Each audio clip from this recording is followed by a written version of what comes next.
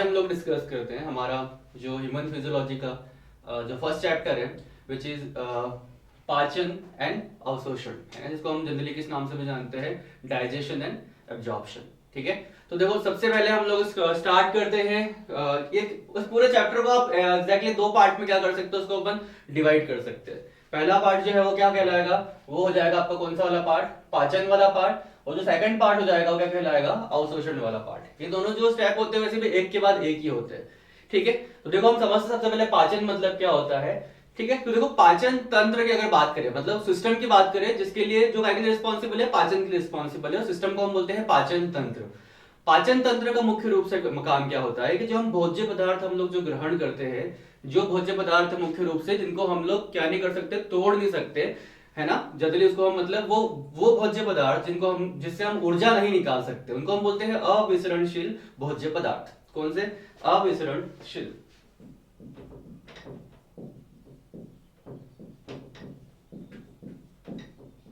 ठीक है, अविसरणशील भोज्य पदार्थ। ठीक है, इनको अपन नॉन डिफ्यूजल भी बोल सकते हैं क्योंकि ये डिफ्यूज नहीं हो सकते। डिफ्यूज इन द सेंस मतलब समझना एग्जैक्टली हम कहा की बात कर रहे हैं कि ये हमारी जो रक्त वाहिनियां होती है ना, आपको इन भोज्य पदार्थों को यहाँ पे डालना है। तो ये सिंपल सी बात है कि आपके ये भोज्य पदार्थ अभी आप जो खाओगे वो रहेंगे कहाँ पे, आहार नाल में, है ना। आपके भोज्य पदार्थ रहेंगे इस आहार नाल के अंदर, और अभी ये विसरणशील नहीं है। विसरणशील मतलब क्या, ये अब इस आहार नाल से कहाँ पे नहीं जा सकते, इन रक्त वाहिनियों में नहीं जा सकते। क्यों, क्योंकि इनका आकार बहुत बड़ा है, ये बहुत जटिल है। ठीक है, कौन से है, जटिल भोज्य पदार्थ। तो ये जटिल होने की वजह से ये यहाँ पे क्या नहीं कर सकते, गमन नहीं कर सकते, मूवमेंट नहीं कर सकते। तो पाचन तंत्र का काम क्या होता है, इन जटिल अविसरणशील भोज्य पदार्थों को तोड़कर विसरणशील भोज्य पदार्थों में परिवर्तन करना। क्या बनाना है इनका आपको,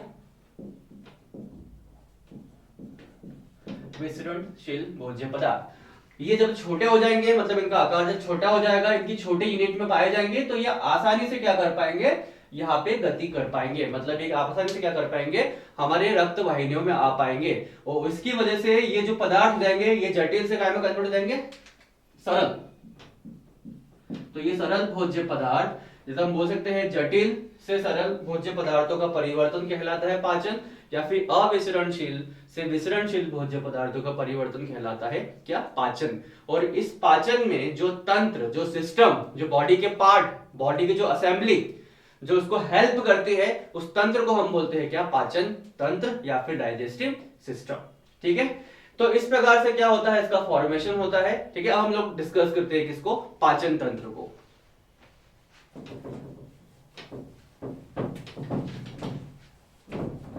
ठीक है, कि पाचन तंत्र जो होता है, डाइजेस्टिव सिस्टम जो होता है, वो किस प्रकार से होता है। इसको अपन हटा देते हैं, थोड़ा सा डायग्राम बड़ा है। ठीक है, देखो सबसे पहले हम लोग स्टार्ट करते हैं इसको, इसकी ओरल कैविटी से। ठीक है, ये है आपके पास नास गुहा, है ना, और ये है हमारे पास कौन सी, मुख गुहा।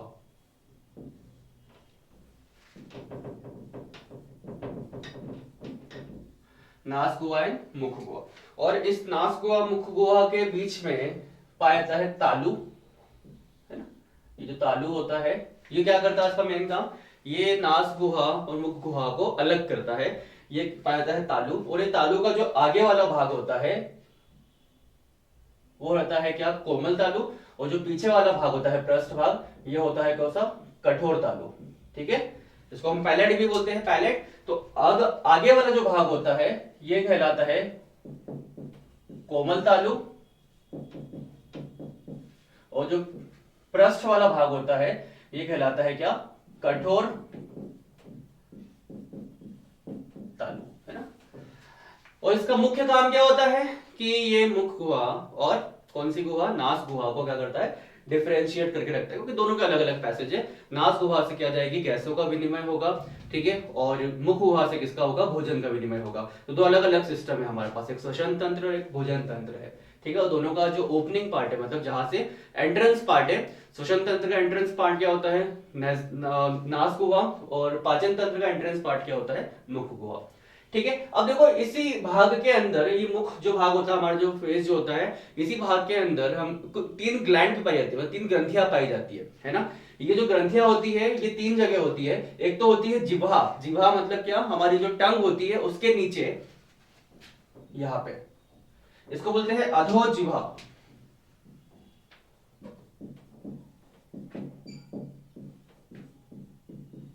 अधोजिह्वा ग्रंथि, क्योंकि ये किसके नीचे है, जिह्वा के नीचे है। ठीक है, एक होती है कान के नीचे। ठीक है, ये हम अगर यहाँ पे अगर ड्रॉ करें कान, तो उसके जस्ट नीचे एक ग्रंथि और होती है। ठीक है, इसको बोलते हैं पैरोटिड। क्या बोलते हैं, पैरोटिड ग्रंथि। ठीक है, और एक होती है कहां पे, हमारे जो जॉ होते हैं, जबड़े होते हैं, इनके जंक्शन पे, है ना, 2 जबड़े होते हैं, एक ऊपर वाला जबड़ा होता है, एक नीचे वाला जबड़ा होता है। ऊपर वाले जबड़े को बोलते हैं मैक्सिलरी, नीचे वाले जबड़े को बोलते हैं मैंडिबुलर। इन दोनों के जंक्शन पे जहां पे ये मिलते हैं, यहाँ पे भी एक ग्रंथि पाई जाती है। इस ग्रंथि को हम बोलते हैं सब मैंडिबुलर, सब मैंडिबुलर या फिर सब मैक्सिलरी, क्या, ग्लैंड। ठीक है, सब मैंडिबुलर या फिर सब मैक्सिलरी ग्लैंड। क्लियर है ये। तो इस प्रकार से 3 ग्रंथियां भी पाई जाती है कहां पे, हमारे इस मुख गुहा तो नहीं बोल सकते, हमारे इस पूरे एरिया के अंदर। ठीक है, इन तीनों ग्रंथियों से एक विशेष प्रकार का द्रव स्त्रावित होता है, जिसको हम क्या बोलते हैं, सलाइवा या फिर लार। और इन ग्रंथियों को बोला जाता है क्या, लार ग्रंथियां, पैरोटिड, सब मैंडिबुलर एंड अधोजिह्वा ग्रंथि। ठीक है, यहां से देखो ओपनिंग होती है एक पाइप की, है ना, ये जो पाइप है, इस पाइप का नाम है इजोफेगस। ठीक है, ये जो मुख गुहा जब खत्म होती है तो यहां से ओपनिंग होती है एक पाइप की, इस पाइप का नाम क्या होता है, इजोफेगस।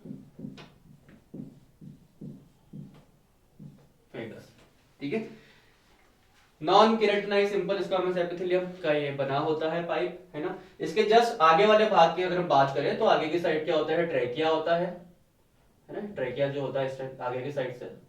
और ट्रेकिया और इजोफेगस में क्या डिफरेंस है कि ट्रेकिया में तो क्या पाया जाता है, सी शेप के इनकम्प्लीट कार्टिलेजिनियस रिंग, सी शेप के अपूर्ण उपास्थीया के छल्ले पाए जाते हैं किसमें, ट्रेकिया में। पर इसमें ये रिंग नहीं पाए जाते, किसमें, इजोफेगस के अंदर। अब 2 पाइप देखो, यहां से भी हम लोग फील कर सकते हैं, ये जो आगे वाला भाग दिख रहा है, यहाँ पे आपको दिख रहा होगा ऐसे रिजेस दिख रही है, तो ये दिख रहा है आपको, इस प्रकार से रिजेस दिख रही है, वो सी शेप के क्या है, अपूर्ण उपास्थि के छल्ले, सी शेप के इनकम्प्लीट कार्टिलेजिनियस रिंग। किसमें होते हैं, ये ट्रेकिया में। ये अग्र भाग हो गया, और उसके पीछे वाला भाग क्या कहलाएगा आपका, इजोफेगस। 2 अलग अलग पाइप है, तो सिंपल से बात है, अगर 2 अलग पाइप है तो 2 अलग अलग ओपनिंग भी होगी। एक ओपनिंग होगी मतलब किसकी, ट्रेकिया की, और एक ओपनिंग होगी किसकी, इजोफेगस की। तो 2 अलग अलग ऊपर ओपनिंग भी होती है। जो ट्रेकिया की ओपनिंग होती है इसको हम लोग बोलते हैं बेटा ग्लोटिस, और जो इजोफेगस की ओपनिंग होती है इसको हम बोलते हैं गुलेट। क्या बोलते हैं, गुलेट। और इन दोनों ओपनिंग के अंदर एक खास बात है, सपोज जैसे 2 कप रखे हुए हैं और एक कप के ऊपर ढक्कन है और एक कप के ऊपर ढक्कन नहीं है, तो ये ओपनिंग भी ऐसी है। एक ओपनिंग जो है इसका नाम है ग्लोटिस, ग्लोटिस किसकी ओपनिंग है, ट्रेकिया की।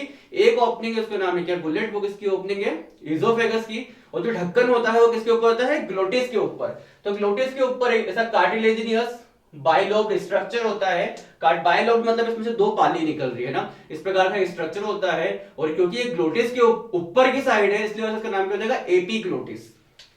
क्या नाम होता है इसका, एपीग्लोटिस।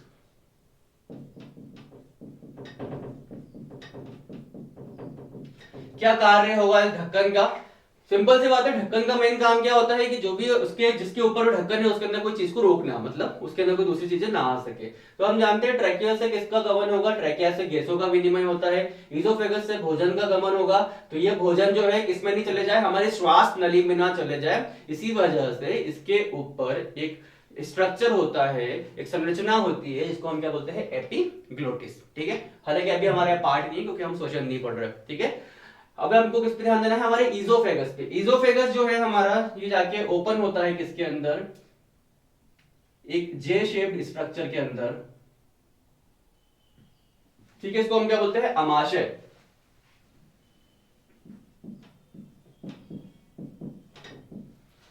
ठीक है, अमाशय मतलब क्या, हम लोगों का स्टमक, है ना, इसके अंदर जाके ओपन होता है ये। ठीक है, यहाँ पे एक स्पिंचर भी रहता है, स्पिंक्चर का मेन काम क्या होता है समझ लो आप। स्पिंक्चर जो होते हैं है ना, उनका मुख्य रूप से काम क्या होता है कि जो भी खाना हम खाएंगे वो इजोफेगस से कहा जाएगा स्टमक के अंदर, तो हमेशा वो खाना कहाँ से कहा जाए, इजोफेगस से स्टमक में जाए, वापस पीछे की ओर ना जाए। इसकी वजह से यहाँ पे स्पिंक्चर हम बोल सकते हैं, वॉल टाइप का स्ट्रक्चर लगा देते हैं। ठीक है, इजोफेगस के 3 भाग होते हैं। ठीक है, ये वाला जो भाग जो होता है ये कहलाता है कार्डियक। ठीक है, ये वाला कहलाता है इसका कौन सा, फंडस वाला भाग, और ये कहलाता है इसका पाइलोरिक। ठीक है, पाइलोरिक भाग। 3 भाग होते हैं। जो फूला हुआ क्षेत्र होता है वो कहलाता है फंडस, जो मध्य क्षेत्र जहां पे इजोफेगस ओपन हो रहा है स्टमक का उसको बोलते हैं कार्डियक। क्या बोलते हैं इसको, कार्डियक क्षेत्र,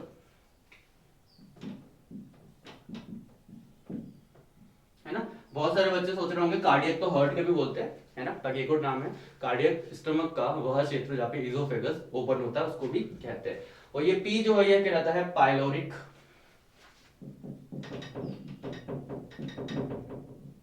ठीक है, क्षेत्र कहलाता है। ठीक है, ये 3 क्षेत्र जो होते हैं यहाँ पे। ठीक है, ये जाके इजोफेगस जो स्टमक है हमारा, ये जाके ओपन होता है किसके अंदर, डिओडिनम में। ठीक है, ये काय में ओपन होता है, डिओडिनम में। डिओडिनम हमारी छोटी आंत का भाग है,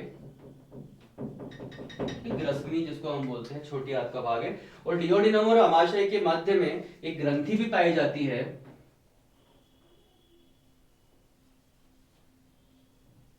इस ग्रंथि को हम बोलते हैं क्या, अग्नाशयी ग्रंथि, अग्नाशयी।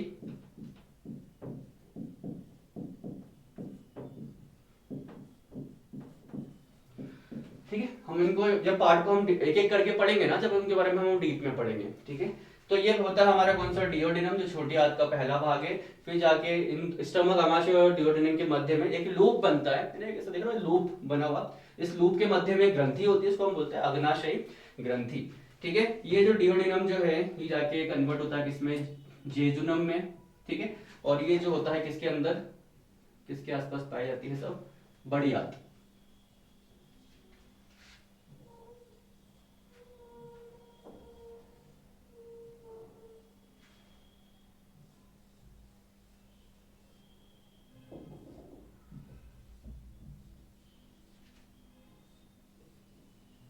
ठीक है, ये बड़ी आंत है।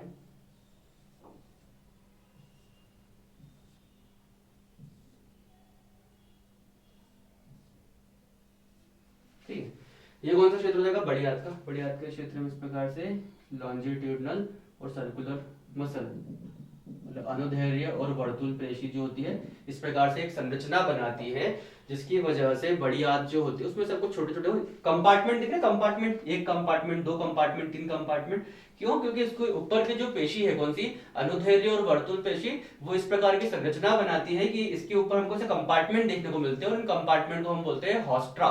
ठीक है, इसके अंदर जो भाग होता है वो, चलो इसको अपन थोड़ा सा कलर से वेरी कर देते हैं। ये जो भाग होता है ये होता है जेजुनम का।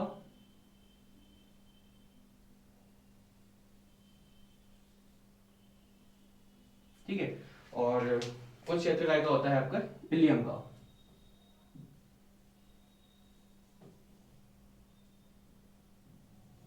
ठीक है, ये हो जाएगा आपका इलियम। वो जाके ओपन होती है किसके अंदर, हमारे इस वाले क्षेत्र में, बड़ी आंत के। इसके हम नाम अब देखते हैं हम लोग। ठीक है, तो डिओडिनम से हमने स्टार्ट किया था। छोटी आंत का सबसे पहला भाग जो होता है कहलाता है डिओडिनम। अगला भाग जो होता है ये ब्लू कलर से जो है ये क्या है, जेजुनम, है ना। और जो रेड कलर से भाग है ये क्या है, इलियम। ठीक है, 3 भाग हो गए किसके, छोटी आंत के, स्मॉल इंटेस्टाइन के, डिओडिनम, जेजुनियम एंड इलियम।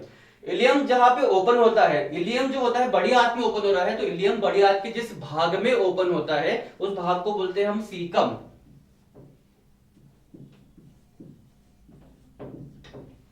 ठीक है, यहां पर सीकम से कुछ 2 या 3 इंच नीचे एक उंगली नुमा संरचना पाई जाती है, जिसको हम बोलते हैं वर्मीफॉर्म अपेंडिक्स, जो कि ह्यूमंस में क्या होती है, अवशेषी अंग होती है, वेस्टिजियल ऑर्गन। वर्मीफॉर्म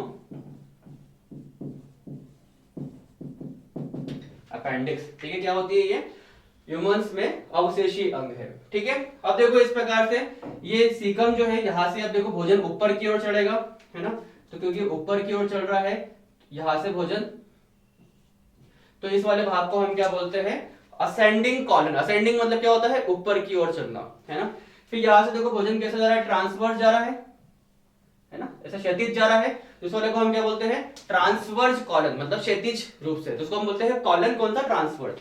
अब देखो भोजन कहां की ओर जाएगा, नीचे की ओर जाएगा, ये नीचे की ओर गया, ये नीचे की ओर जा रहा है, तो इस वाले भाग को हम क्या बोलते हैं, डिसेंडिंग कॉलन। डिसेंडिंग मतलब क्या, नीचे की ओर जाना, तो डिसेंडिंग कॉलन। और यहाँ पे देखो कॉलन एक एस आकार की संरचना बनाता है ना, सिग्मोइड, तो इस वाले भाग को हम क्या बोलते हैं, सिग्मोइड कॉलन। तो कॉलन के 4 भाग हो गए, ascending colon, transverse colon, descending colon and sigmoid colon. ठीक है, तो इसके हम नाम लिख देते हैं, ये हो जाएगा हमारा असेंडिंग कॉलन।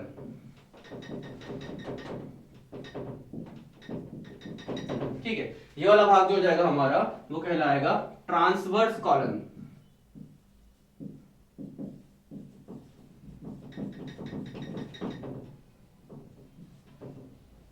ठीक है, ये जो कहलाएगा हमारा डिसेंडिंग कॉलन।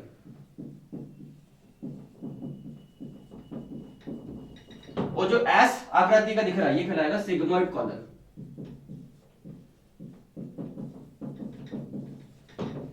ठीक है, यहां सबसे आते आते जो भोजन है वो पूर्ण रूप से पचित हो जाएगा, और यहां तक आते आते सिर्फ कौन सा भोजन बचेगा, अपचित भोजन, है ना, वेस्ट मटेरियल, जिसको हम रफेज भी कहते हैं।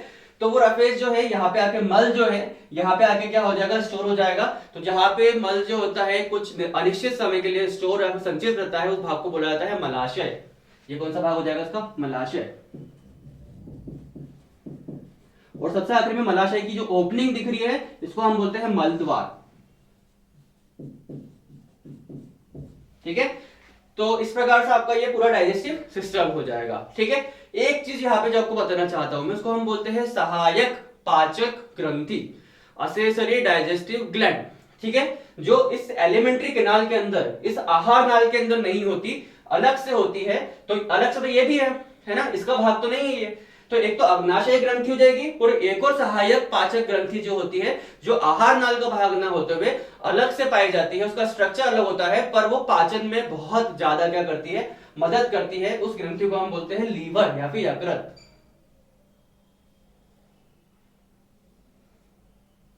ठीक है, तो ये जो होती है अलग से जो ग्रंथि होती है ये कहलाती है क्या, लीवर या फिर यकृत।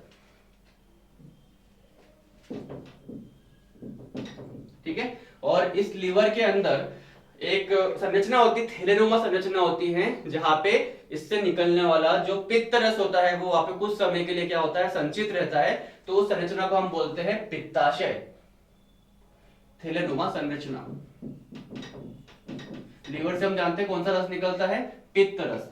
तो ये हो जाएगा आपको किसका स्ट्रक्चर, लीवर का और पित्ताशय का। ये सब किसमें ओपन हो रहा है, देखो स्टमक का कंटेंट कहां पे आ रहा है, यहाँ पे डिओडिनम में। क्या कौन सा भाग है, डिओडिनम। स्टमक का कंटेंट डिओडिनम में आ रहा है, लीवर का कंटेंट कहां पे आ रहा है, डिओडिनम में आ रहा है, और पैंक्रियास का भी कंटेंट कहां पे आ रहा है, डिओडिनम में आ रहा है। तो डिओडिनम एक ऐसी जगह होती है जहां पे एक साथ 3 जगह कंटेंट आता है। एक तो स्टमक से आने वाला जो भोजन है अर्धपचित भोजन, एक लीवर से आने वाला कौन सा, पित्त रस, और पैंक्रियास बोला अग्नाशय से आने वाला कौन सा, अग्नाशय रस। ठीक है, और डिओडिनम का खुद का कौन सा होगा, आंत्रस। ये सब चीजें कहां पर रहती है, डिओडिनम में। डिओडिनम बहुत महत्वपूर्ण भाग होता है हमारे पाचन तंत्र का। ठीक है, ये जो पूरा स्ट्रक्चर जो होता है किसका कहलाता है, अपना पाचन तंत्र का। एक जगह मैं आपको एक वॉल दिखाना चाहता हूं, देखो ये कौन सा भाग था आपका, इलियम, ये कौन सा भाग है आपका, सीकम। इलियम और सीकम के बीच में एक वॉल्व होता है। वॉल्व का काम क्या होता है कि वो हमेशा एक दिशा में ही परिवहन जाने दे, मतलब हमेशा खाना कहां से कहां पे आएगा, इलियम से सीकम की ओर, कभी भी कहां से कहां नहीं जा पाए, सीकम से इलियम की ओर। तो यहाँ पे एक वॉल्व लगा दिया हम लोगों ने, इस वॉल्व को हम बोलते हैं इलियोसिकल वॉल्व। क्या नाम से क्लियर है, इलियम और सीकम के बीच में है तो नाम क्या हो जाएगा, इलियोसिकल वॉल्व। कहां पाया जाता है वो, इलियम और सीकम के मध्य में। ठीक है, ये तो इस प्रकार से ये जो संरचना कहलाती है वो कहलाती है हमारा पाचन तंत्र। ठीक है, हम लोग अब अगला पार्ट स्टार्ट करते हैं पाचन तंत्र का, जिसको हम क्या बोलते हैं, मुख गुहा। ठीक है, मुख गुहा की हम लोग बात करें तो मुख गुहा जो होती है वो ढकी हुई रहती है किससे, अपर लिप और अपर लिप और कौन से, लोअर लिप से। ठीक है, उसको हम ऊपरी ओष्ठ और निचला ओष्ठ भी कहते हैं। ठीक है, तो देखो हम लोग कोशिश करते हैं ड्रॉ करने की। ठीक है, इस टाइप से ये आपके जो लिप्स होते हैं, upper lips and lower lips, ये आ जाएंगे। ठीक है, ये हमको पता है ये हमारी कौन सी नेजल कैविटी, कौन सी नास गुहा है ना, ये मुख गुहा है। इन दोनों के मध्य में क्या पाया जाता है, तालु पाया जाता है। आगे की साइड वाला तालु जो होता है वो कठोर तालु होता है, पीछे की साइड वाला तालु जो होता है कोमल तालु होता है। वो कोमल तालु से एक उंगली नुमा संरचना निकलती है जिसको हम क्या बोलते हैं, युवुला। ठीक है, ये युवुला का मेन काम क्या होता है कि ये भोजन की जो भोज्य पदार्थ होते हैं उनको नास गुहा में जाने से रोकता है। ठीक है, आगे वाला साइड हमने पढ़ रखा है, इसको हम कठोर तालु बोलते हैं। इसके ऊपर से इस प्रकार से रिजस पाई जाती है, इनको हम पैलेंटाइन विला कहते हैं। पीछे वाला जो भाग होता है उसको हम क्या बोलते हैं, कोमल तालु।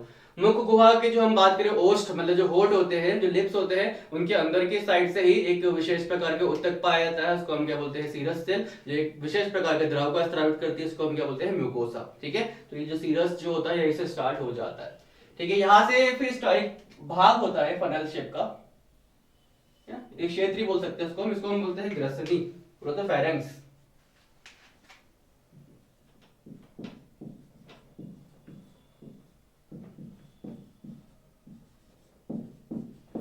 ठीक है, ये फेरेंक्स जो होता है इनके आधार पे, मतलब इसके क्षेत्र के आधार पे इसको हम 3 भागों में विभाजित कर सकते हैं। फेरेंक्स का वह भाग जो नेजल कैविटी के सामने है इसको नेजोफेरेंक्स कहा जाता है। फेरेंक्स का वह भाग जो ओरल कैविटी के सामने है उसको ओरोफेरेंक्स कहा जाता है। और फेरेंक्स का वह भाग जो यहाँ पे कंठ होता है इसको हम क्या बोलते हैं, लैरिंक्स, है ना। इस गले के क्षेत्र पे क्या होता है, कंठ होता है, जो कंठ के सामने पाया जाता है उसको हम क्या बोलते हैं, लैरिंजो फेरेंक्स। तो फेरेंक्स के 3 भाग होते हैं, नेजोफेरेंक्स, ओरोफेरेंक्स एंड लैरिंजोफेरेंक्स। सामान्यतः फेरेंक्स को ऐसा बोला जाता है कि ये कॉमन, एक समान पथ होता है किसका, भोजन का और गैस का, क्योंकि इस पथ से भोजन और गैस होके गुजरते हैं। बाकी अगर हम बात करें तो ओरोफेरेंक्स और लैरिंजोफेरेंक्स वो मान सकते हैं हम कि वो पथ है जहाँ से भोजन और क्या गुजरता होगा, हवा। बाकी नेजोफेरेंक्स से भोजन नहीं गुजरता, क्योंकि हम जानते हैं नेजोफेरेंक्स किसके सामने का भाग होता है, नास द्वार के सामने का भाग होता है। तो ये सब मिलके फॉर्मेशन करते हैं किसका, मुख गुहा का। ठीक है, तो इस प्रकार से फॉर्मेशन होता है किसका, मुख गुहा का।